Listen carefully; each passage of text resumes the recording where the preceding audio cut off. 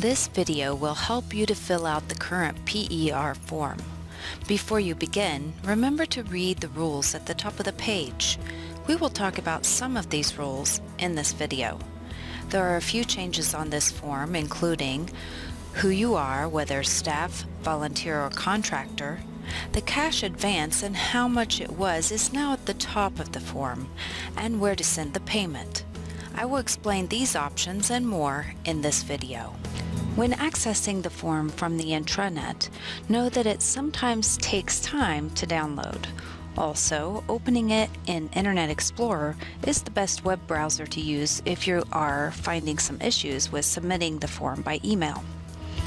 When submitting your form, you will have to attach the receipts to the email, so scanning your receipts, keeping them in date order is an ideal way to fill out this form completely online. An advantage of this electronic form is having the electronic signatures. Yes, you may sign this form electronically and send it to your manager and have them sign electronically as well. Another great advantage is having the calculating done for you. You don't have to get your calculator out. This smart form does it for you. A big change per IRS standards is that you need to expense your items before 60 days. No expense will be reimbursed after that time. All required fields are outlined in red, so make sure to fill out all of the first line. To begin, choose whether you are staff, volunteer, or contractor from the drop-down menu. Fill in your name, your last name, and then your first, your staff ID 8 or 9000 number, your location, which will be USA or another country if located outside of the US. If you are including mileage, choose your vehicle, whether owned, not owned, or NA if not applicable. The mileage rate will most likely change yearly. Let us know if you received a cash advance for this PER by selecting yes or no, and the dollar amount of the advance in the next box.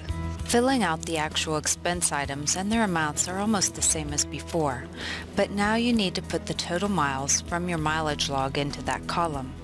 Then the form will calculate the US dollars for you. If you know the account number, then go ahead and fill in this column with that number and budget center. If you are on deputation, then your MP coach will fill this in for you. If you're unsure, your manager will enter this information.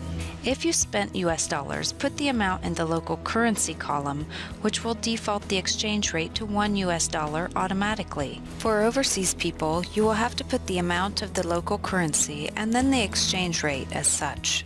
These totals will also calculate for you. As usual, you must include your signature to receive reimbursement. Watch the next video if you want to learn about electronic signing. For the payment method, you may choose Add to Paycheck, Nampa Check, or Mail Check to from the drop-down menu. All Nampa staff should choose Nampa Check, and overseas should choose Add to Paycheck. If for some reason you are not staff or you are traveling extensively, you may choose Mail Check To and then provide an address in the Mail To fields. Thanks so much for watching this video on how to fill out the PER. To learn more about electronic signing and submitting this form by email, please watch the next video.